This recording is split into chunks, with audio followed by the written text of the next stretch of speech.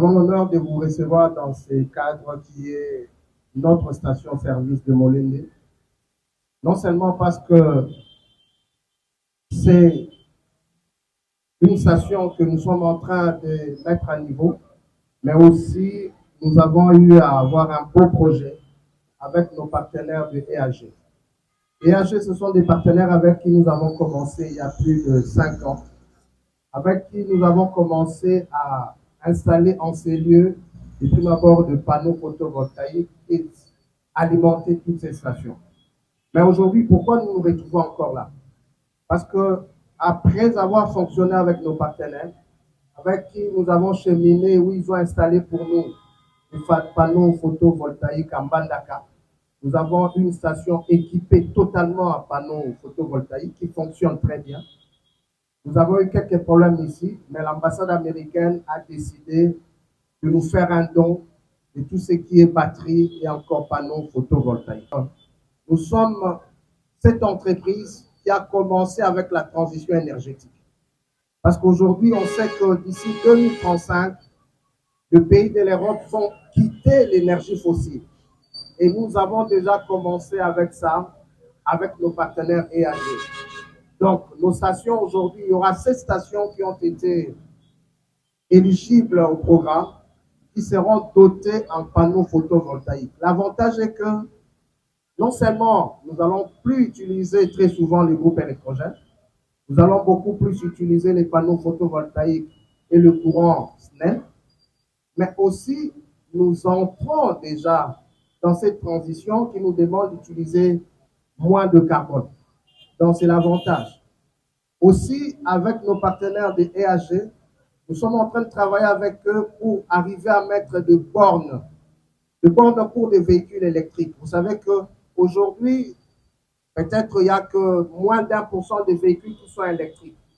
Mais dans le temps qui arrive, il y aura plus de véhicules électriques.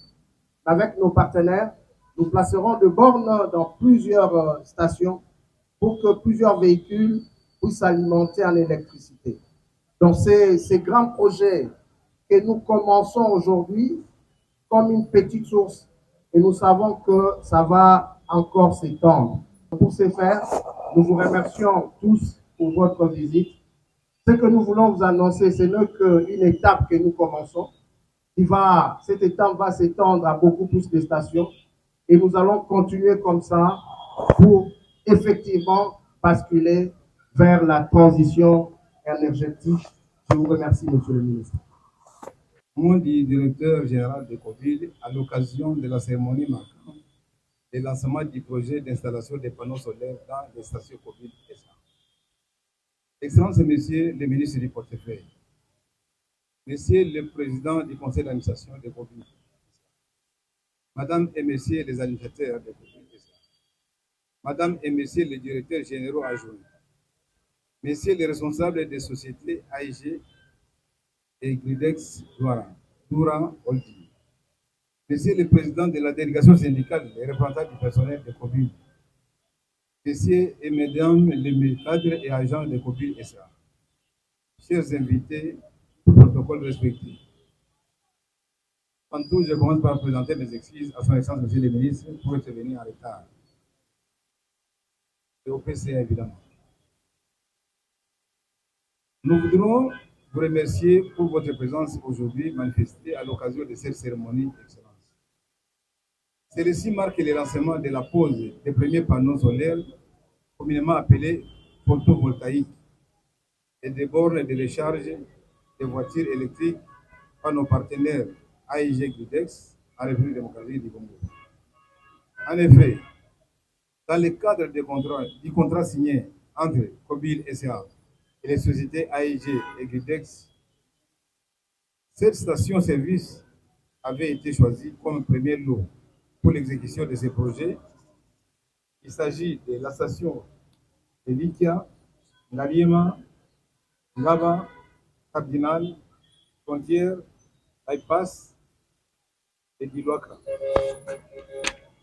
En ce qui concerne la station Molende, où se déroule en ce moment la présente cérémonie, j'essaie de vous informer qu'une partie des équipements qui y sont installés sont des dons du gouvernement des États-Unis d'Amérique au gouvernement de la République démocratique du Congo à travers la société COVID SA. D'aucuns ignorent les difficultés que nous connaissons dans la fourniture d'électricité dans nos stations-service et qui mettent à mal le fonctionnement régulier et harmonieux des activités.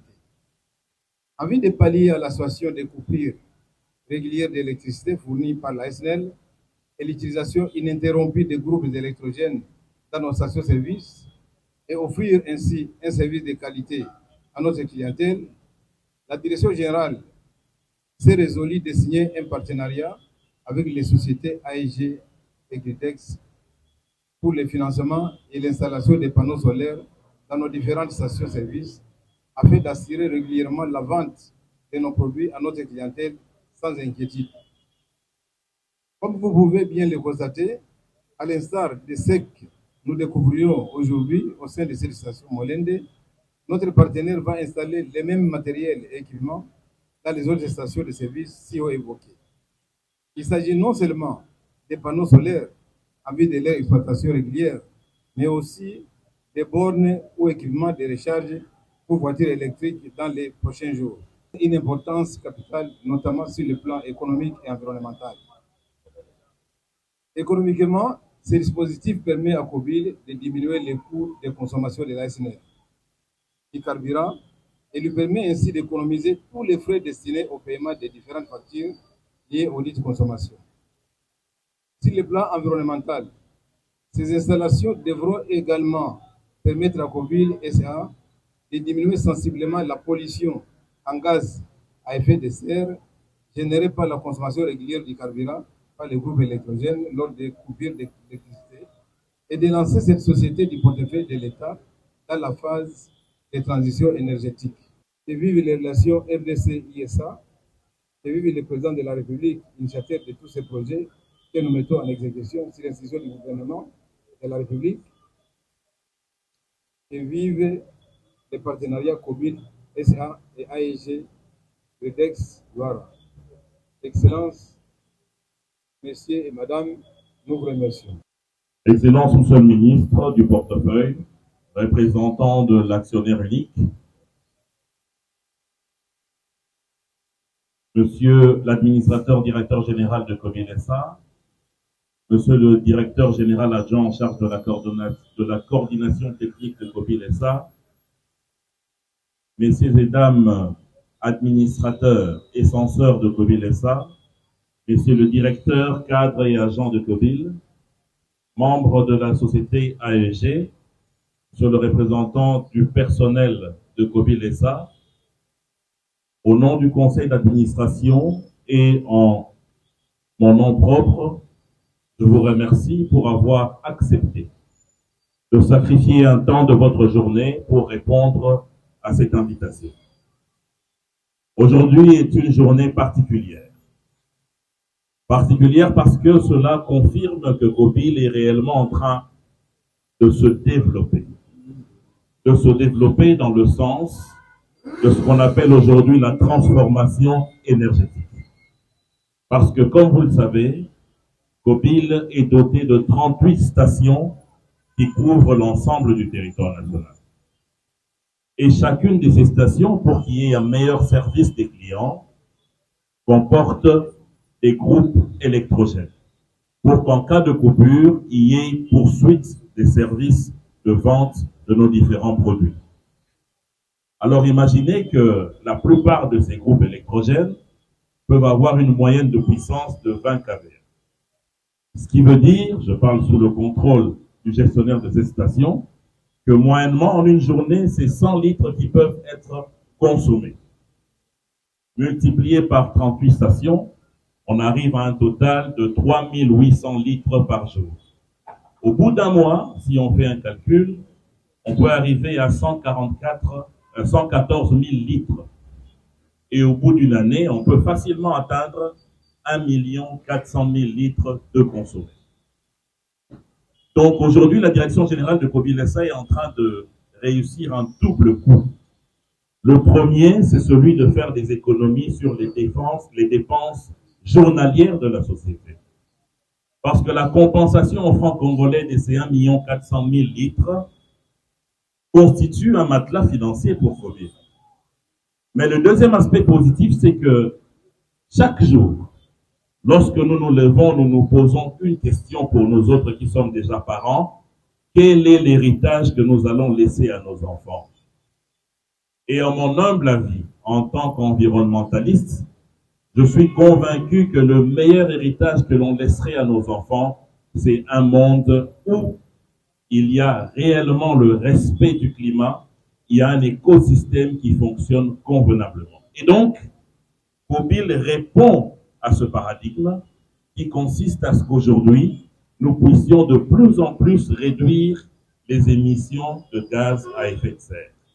Et justement, ce partenariat avec AEG permet à ce que, grâce à ces panneaux photovoltaïques, nous puissions d'une part faire des économies et d'autre part garder notre environnement propre. Ainsi, Excellences, Monsieur le Ministre, Mesdames et Messieurs, au nom du Conseil d'administration, je félicite la Direction générale et j'encourage à ce que très vite, les autres stations puissent être rapidement dotées de cette technologie et que pour une fois, une société de l'État puisse être la lumière dans un domaine particulier qui touche le monde. Parce que souvenez-vous, lors de son adresse sur l'état de la nation, devant le Parlement réuni en congrès, le chef de l'État, son Excellence Félix Tshisekedi Tshilombo, a dit que le Congo est le second poumon de l'humanité en termes d'écosystème, en termes de forêt, et qu'il est important à ce que les Congolais puissent, par les gestes de chaque jour, continuer à garder cette position qui permet aujourd'hui à la planète d'exister. Et bien, ces gestes de chaque jour, c'est ce que Kobil SA est en train de faire aujourd'hui. Ainsi, je vous remercie pour votre particulière attention et je vous invite à ne jamais cesser de douter en Kobil. Merci beaucoup. Rencontrer aujourd'hui sur terrain pour voir de mes propres yeux la manière dont les choses se passent au niveau de Kobil SA. Tout a été dit. Est-ce que je pourrais rappeler ou dire que d'abord, je remercier les partenaires, les États-Unis d'Amérique, pays avec lesquels la RDC a des relations fortes et historiques, qui a permis à notre société Kobil SA d'être dotée de ces matériels. Je voudrais aussi féliciter le PCA, le Conseil d'administration générale, l'unité de gestion, pour la preuve de la recherche de l'efficience dans la gestion qu'ils viennent de démontrer. Je souhaite que cette vision managériale se poursuive, soit renforcée, de sorte à ce que, aussi bien sur le plan de développement économique que sur le plan de développement social, que les entreprises du portefeuille de l'État puissent répondre leur place.